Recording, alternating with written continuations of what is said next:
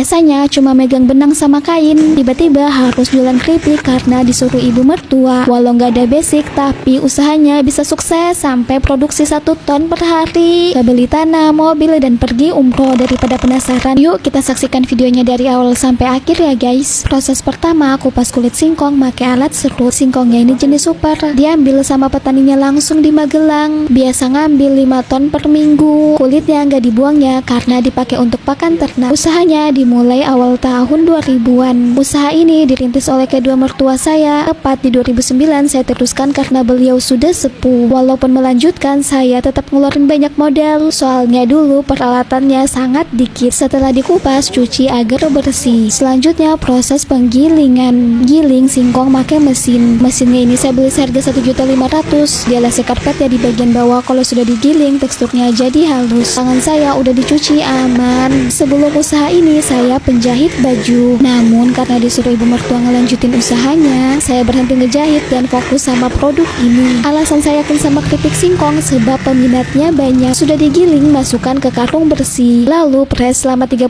menit pakai kayu khusus serta dongkrak biar kadar airnya berkurang. Awal masarin, ibu mertua nawarin produk ini ke pedagang yang ada di pasar tradisional. Banyak ngalamin penolakan. Mereka bilang udah punya merek lain, takut nggak laris lah. Walaupun sedih, ibu mertua saya tetap terus memasarkan hingga produk ini diterima. Nah, ini yang udah dipres, bentuknya berubah jadi tepung kasar. Lanjut giling kedua kali agar lebih halus. Prosesnya sama ya dengan sebelumnya. Dialasi karpet juga di bagian bawah. Model minim buat ngelanjutin, awal nerusin cuma bikin 2 kintal. Sekarang produksi 1 ton per hari. Omset ratusan juta per bulan, sampai bisa beli mobil, tanah, rumah, kuliahin anak, pergi umroh, dan punya 20 karyawan. Wah, Masya Allah banget kan guys. Setelah digiling, proses pengukusan. Masukkan singkong ke anyaman bambu yang di bawahnya diberi seng. Kukus selama 20 menit. Pengukusannya ini masih tradisional, pakai kayu bakar. Jika teksturnya sudah kenyal serta padat, tandanya udah matang. Angkat, pindahkan di sini. Selanjutnya pencetakan. Masukkan ke alat cetak yang dibuat sendiri. Masukinnya dibantu kayu khusus. Nyetaknya pas masih panas biar gampang terbentuk. Kalau sudah panjang kayak gini, potong make tali. Ukurannya ini bisa disetting ya. Bener-bener gak nyangka ada di titik ini. Mengingat saya itu gak punya pengalaman di kuliner.